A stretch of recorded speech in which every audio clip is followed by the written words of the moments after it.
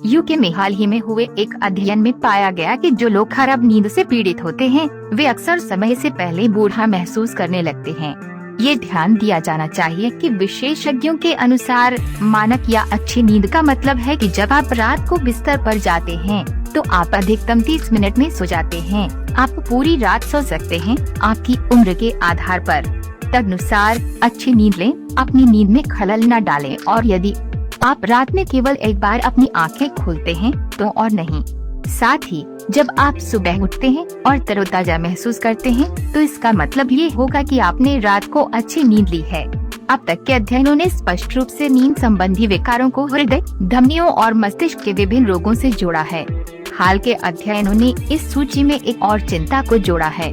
Britain में उम्र बढ़ने के एक लंबे समय से चल रहे अध्ययन प्रोटेक्ट स्टडी में भाग लेने वाले कई स्वयंसेवकों ने नींद संबंधी विकारों के साथ साथ उनके मन में नकारात्मक सोच बढ़ने की शिकायत की। इसे ध्यान में रखते हुए प्रोटेक्ट स्टडी में भाग लेने वालों ने लगभग 3 वर्षों के अंतराल पर 50 वर्ष और उससे अधिक आयु के 4,482 लोगों, विशेष रूप से उनकी नींद और भावनात्मक अवस्थाओं के बारे में डेटा एकत्र किया।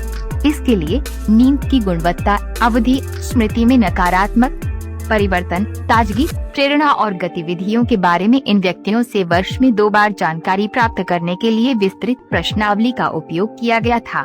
आंकड़ों का विश्लेषण करने पर यह पाया गया कि जिन लोगों को अधिक नींद संबंधी विकार थे उनमें नकारात्मक विचार, चिड़चिड़ापन, निराशा, स्मृति हानि और इसी तरह की अन्य मानसिक और मनोवैज्ञानिक समस्याओं की संभावना अधिक थी।